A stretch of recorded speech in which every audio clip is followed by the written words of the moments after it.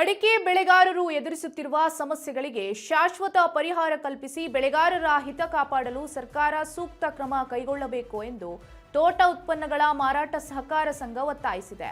ಈ ಸಂಬಂಧ ಚನ್ನಗಿರಿ ತುಮಕೋಸ್ ಅಧ್ಯಕ್ಷ ಎಚ್.ಎಸ್. ಶಿವಕುಮಾರ್ ಸೇರಿದಂತೆ ಸದಸ್ಯರು, ನಿರ್ದೇಶಕರು ಅಡಿಕೆ ಬೆಳೆಗಾರರ ಹಿತಾಸಕ್ತಿಗಳನ್ನು ಸರ್ಕಾರ ಅಗತ್ಯ ಕ್ರಮ ಕೈಗೊಂಡು ರೈತರಿಗೆ ನೆರವಾಗಬೇಕು ಎಂದು ಮನವಿಯನ್ನ ಮಾಡಿದ್ದಾರೆ. ಇನ್ನು ಅಡಿಕೆ ಬೆಲೆ ಸ್ಥಿರತೆ, ಮಾರುಕಟ್ಟೆ ವ್ಯವಸ್ಥೆ, ಗುಣಮಟ್ಟದ ಅಡಿಕೆ ಸೂಕ್ತ ಬೆಲೆ, ಬೆಳೆಗಾರರಿಗೆ ಸಾಲ ಹಾಗೂ ಆರ್ಥಿಕ ನೆರವು ಸೇರಿದಂತೆ ವಿವಿಧ ಬೇಡಿಕೆಗಳನ್ನು ಸರ್ಕಾರದ ಗಮನಕ್ಕೆ ತರಲಾಗಿದೆ ಅಂತ ಮಾಹಿತಿಯನ್ನ ನೀಡಿದ್ದಾರೆ. ಸುಮಾರು 14-15 ವರ್ಷಗಳಿಂದ ಶುರುವಾಗಿತ್ತು.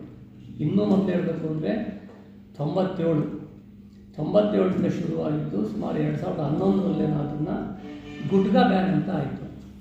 ಗುಟ್ಕಾ ಅಂತಂದರೆ ಅವತ್ತಿನ ಇದರಲ್ಲಿ ಅಡಿಕೆ ಏನಿದೆಯೋ ಅದ್ರ ಜೊತೆಗೆ ಟೊಬ್ಯಾಕೊ ಮಿಕ್ಸ್ ಮಾಡಿ ಒಂದೇ ಪೌಚಲ್ಲಿ ಬರ್ತಾ ಇತ್ತು.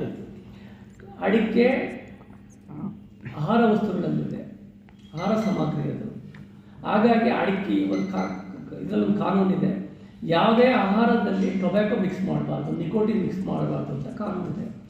ಆ ಕಾನೂನಡಿಯಲ್ಲಿ ಅಡಿಕೆ ಆಹಾರ ಆಗಿರೋದ್ರಿಂದ ನಿಕೋಟಿನನ್ನು ಮಿಕ್ಸ್ ಮಾಡಿದರೆ ಇದು ಕಲಬೆರಕೆ ಆಗುತ್ತೆ ಅನ್ನೋ ದೃಷ್ಟಿಯಿಂದ ಇದನ್ನು ಒಟ್ಟುಗೂಡಿಸಿ